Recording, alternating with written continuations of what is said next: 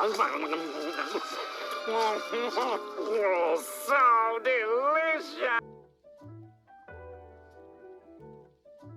Yeah, Puss in Boots wasn't necessarily a movie I was anticipating on. There was a lot of backlash when Illumination bought out Dreamworks, and that, one video we don't speak the name of. Oh, hello there! Surprisingly, however, it was getting good reviews. Now, I as a person don't like videos or media influencing me too much because I want to see something for myself and judge it accordingly. But even I couldn't go 2 seconds into YouTube without finding reviews with intriguing thumbnails I had to resist clicking on. Good God. That being said, I finally saw it. Twice, maybe 3 times, and today I want to dive into the only reason why I'm going to the theaters in January. Fair warning, right now this will be entirely opinions, things I've noticed, and this will be chock full of spoilers. Do me a favor, either watch the movie first, then come back, or, I don't know, just enjoy the ride of the commentary. It's not my place to tell you what to do, the fuck? The animation is stunning, and you can tell every little bit of effort that went into it. The character designs are my favorite, and the beautiful mix of 2D and 3D animation is not used enough. The Doctor in this movie is ultimately the best character though, by far, hands down. And let me be honest with myself here, I never expected to see Puss look like Tom Hanks in the second half of Castaway, but I mean, we're rolling with it. And how about this movie showing the blood? It gets me more involved with the story, knowing these characters feel the pain and the anguish and the actual wounds that are being inflicted on them. The booze representation with the cream was, a funny little thing that's been, a running joke for a little bit in the Shrek franchise. I mean, you cannot tell me Shrek 4 didn't turn him into a raging alcoholic by this logic.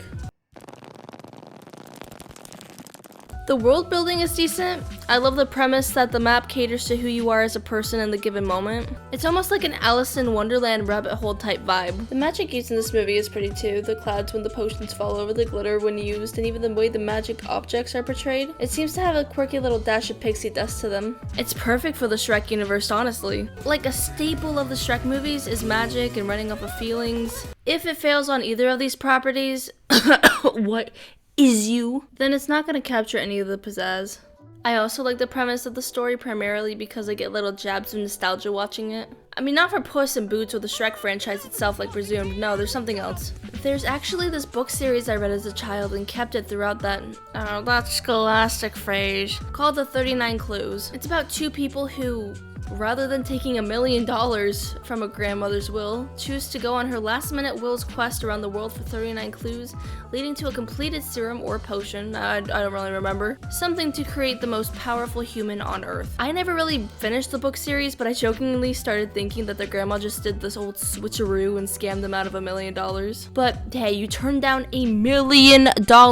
For a world tour, you pay for yourself and a chance to become Captain America, meaning you had the money to travel the world for potential fake news pop off. That aside, instead of a bunch of rich snobby people burning down mansions for X-Men clout, it's fairy tale creatures of all classes and an actual wishing star with a magic map, and I think that's pretty cool. And good God, let's talk about death.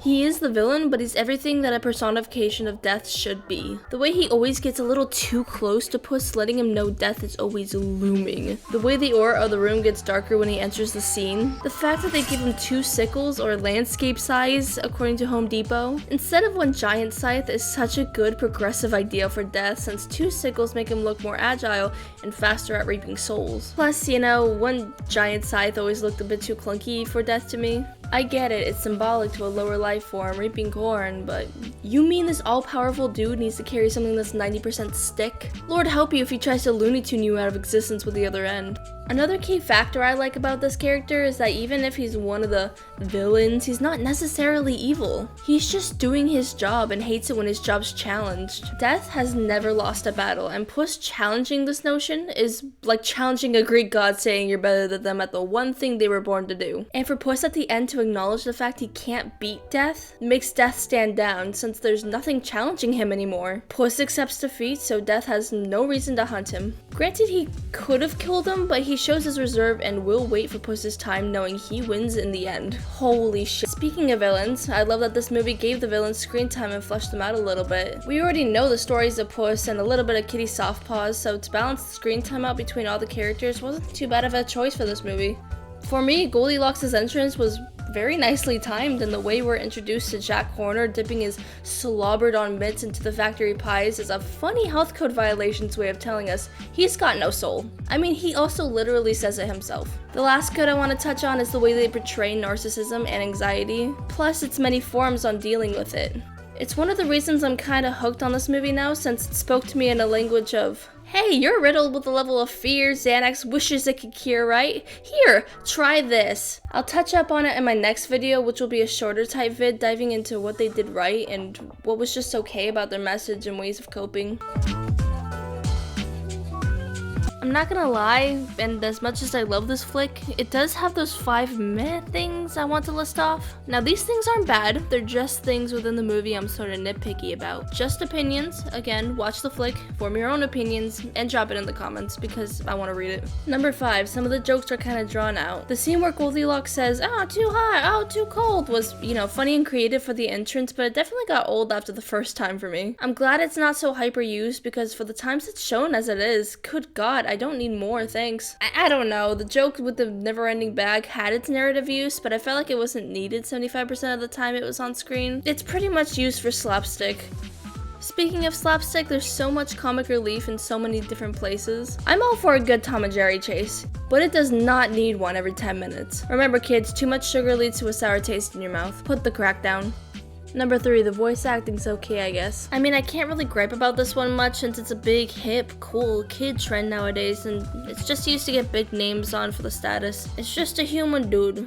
Let it go. If anything, why not get celebrities who can voice act? Sorry, I just saw the Mario movie trailer, and yeah, that pretty much says everything. Burrito is a character I have a love-hate relationship with, but for good reason. Dogs are known to be loving with no gripe, fuss, or bad feelings. And good lord, the sobbing I did in the theater when Burrito talked about getting flung in the river in that sock that it now wears? Who? I just want to talk to him. My biggest pet peeve I have with this dog is it is way too sentimental at this point. It's too pure, it's too cinnamon roll for these a-holes who don't treat him right. Someone, anyone, give this puppy a mansion, please. And yeah, Burrito probably needs some more character development other than I like sprinkles and rainbows and my owners who abuse me and gummy bears. But I can't be the one to talk about that, okay? Get somebody else. What the f***'s up with the censorship in this movie? Can we talk about this for a second? Why in 2023 did people decide that this was the year we were going to be really strict and also not strict with censorship? Granted, these companies and movies do what they like, but why show blood and avoid the word blood as much as possible? Except for that one weird bloody nose shot in the movie that was... I mean, it was definitely a plot device. It's like the script goes out of its way to explicitly censor some things while leaving some things in. And the bleeps in this movie really took me out of it. This is definitely a perspective thing though. I watched this with a woman I met in the theater line who was in her late 40s. She claimed afterwards that it was too vulgar while I sat there thinking, oh, this is too censored. We had a cool talk and we left with different views. It was great. If your audience is mature enough to not need the censors, why try censoring it? I suppose for this movie the censoring's reasonable, as bleep's funny and also it's already catering to children. Thank god they just put it in the kids genre. Moving on. Shout out to that cricket that I'm not going into because I don't have the patience. I mean, look at it. Those are my 2 cents on things. Again, I have no jurisdiction, just opinions. I'll see you in the next episode if you want to hear some psychology mumbo jumbo of this movie, because I don't know, I just think it's kind of quirky. Okay, bye bye.